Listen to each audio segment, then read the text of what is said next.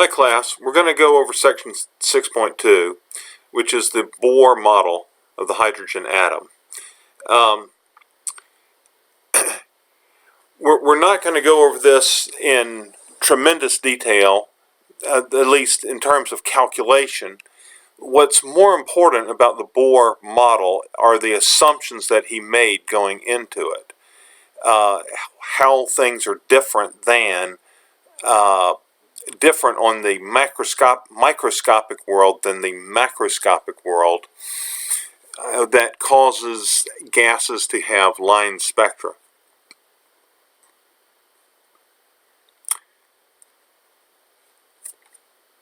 Okay. The emission spectrum for hydrogen was eventually explained by Niels Bohr in 1913. Bohr's work convinced scientists to abandon classical physics and spurred the development of modern quantum mechanics. Atoms consist of tiny, dense nuclei surrounded by lighter and even tinier electrons continually moving about the nucleus. This classical mechanical description of the atom is incomplete, since an electron moving in an elliptical orbit would be accelerating. According to classical electromagnetism, the electron should continuously emit electromagnetic radiation. This loss in orbital energy should result in the electron's orbit getting continually smaller until it spirals into the nucleus. Niels Bohr attempted to resolve the atomic paradox by ignoring classical electromagnetism prediction that the orbiting electron would continuously emit light. Bohr incorporated the following into the classical mechanical description of the atom: Planck's idea of quantization, Einstein finding the light consists of photons whose energy is proportional to their frequency. Bohr also assumed that the electron orbiting the nucleus would not normally emit any radiation. Rather, the electron emits or absorbs a photon if it moves into a different orbit. I was just double-checked my understanding of this. Bohr did something remarkable also. This Planck's idea of quantization, he did note that the units on Planck's constant actually have to do classically with angular momentum. And so he assumed that only certain angular momentums of the electron were possible, integers of Planck's constant. And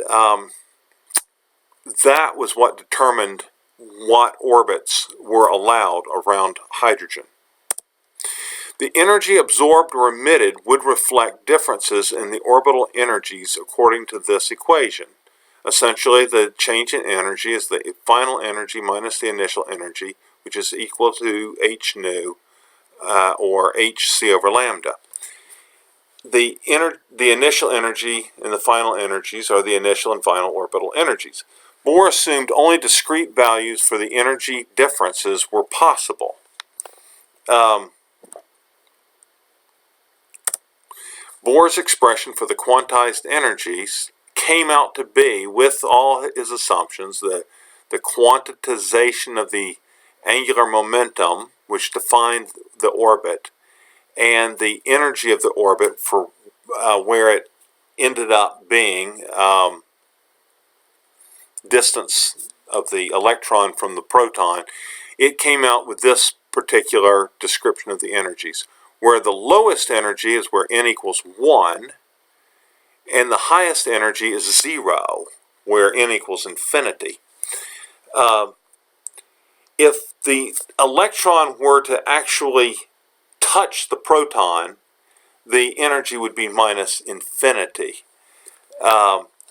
And the energy never goes to minus infinity. There is always a orbit number 1, ground state orbit. K is just a constant that comes from lumping all the other physical constants together that come out of the equation. Inserting the expression for the orbital energies into the equation for delta E gives delta E equals K times a difference in the orbital energies.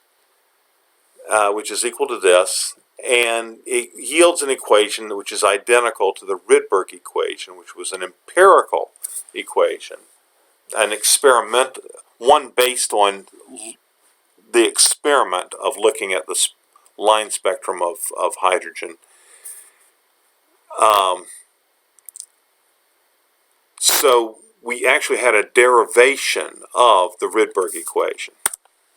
So this is what the orbital energies looked like if you just line them up, where this being the ground state and these being the higher energy levels, this one being 0, where the n equals infinity. One of the fundamental laws of physics is that matter is most stable when it's at its lowest possible energy. When the electron is in its lowest energy orbit, the atom is said to be in its ground state. If the atom receives energy from an outside source, it's possible for the electron to move to an orbit with a higher n value, an excited state, which has a higher energy. When the atom absorbs energy as a photon, the electron moves from an orbit with a lower n to a higher n. When an electron falls from an orbit with a higher n to a lower n, the atoms emit energy as a photon. Since delta E can only be discrete values, the photon absorbed or emitted can only have a wavelength with a discrete value, not continuous. This explains the line spectrum of the hydrogen atom. And by the way, for all the other gas line spectra, you can actually assign the energy of the orbits by determining what the energy levels have to be in order for the line spectra to be what they are. But it doesn't necessarily mean you can explain what those energies need to be, why they are the energy values they are. The horizontal lines show the relative energy orbits of the Bohr model, and the vertical arrows depict the energy of photons absorbed on the left. The energy goes boop up, or emitted right, the energy falls, as electrons move between these orbits. What is the energy in joules and the wavelength in meters of the line spectrum of hydrogen that represents the movement of an electron from the Bohr orbit with n equals 4 to the orbit with n equals 6? In what part of the electromagnetic spectrum do we find this radiation? In this case, the electron starts off with n equals 4, so n sub 1 equals 4. It comes to rest in the n equals 6 orbit, or n2 equals 6. The difference in energy between the two states is given by the expression where k equals that. So this is the energy of that transition. Now note that the initial is 6 and the final is 4, so this is an emission. The energy difference is positive, indicating a photon is absorbed. The energy difference is positive, indicating the photon enters the system, is absorbed to excite the electron from the n equals 4 up to the n equals 6 orbit. The wavelength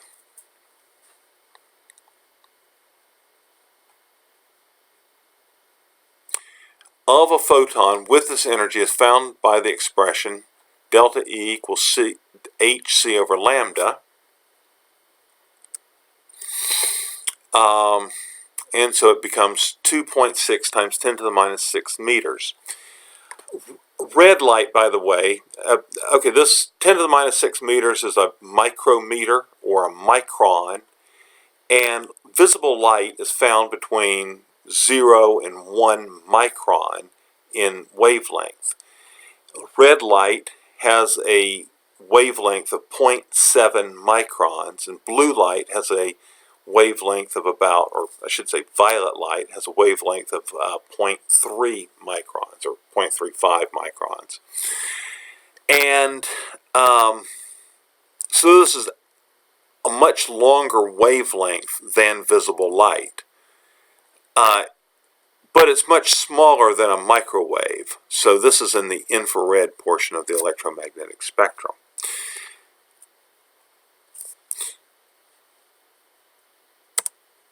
Bohr was unable to extend his theory to the next simplest atom, helium, which has only 2 electrons. By the way, they have the line spectrum of helium, and from that you can determine what the energy levels are. The only problem is he couldn't make a theory to explain what those energy levels needed to be. His theory does not account for electron-electron repulsions in atoms with more than 1 electron. Bohr's model was severely flawed since it was still based on classical mechanical notion of precise orbits.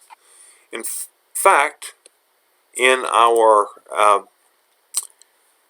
Wheel of Names,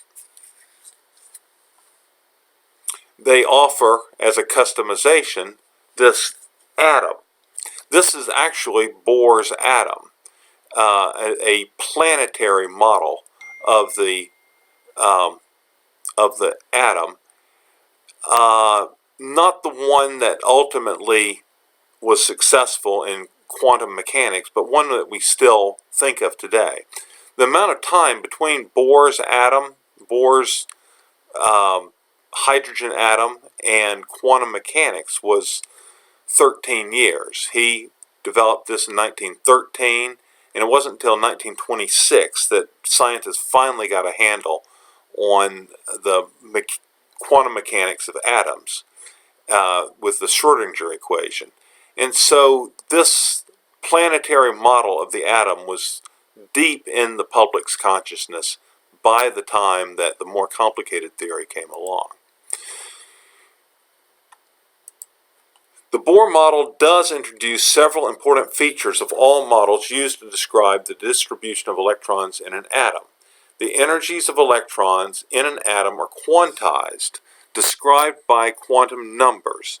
In this case, it was the number n, integer numbers having only specific allowed values and used to characterize the arrangement of electrons in an atom.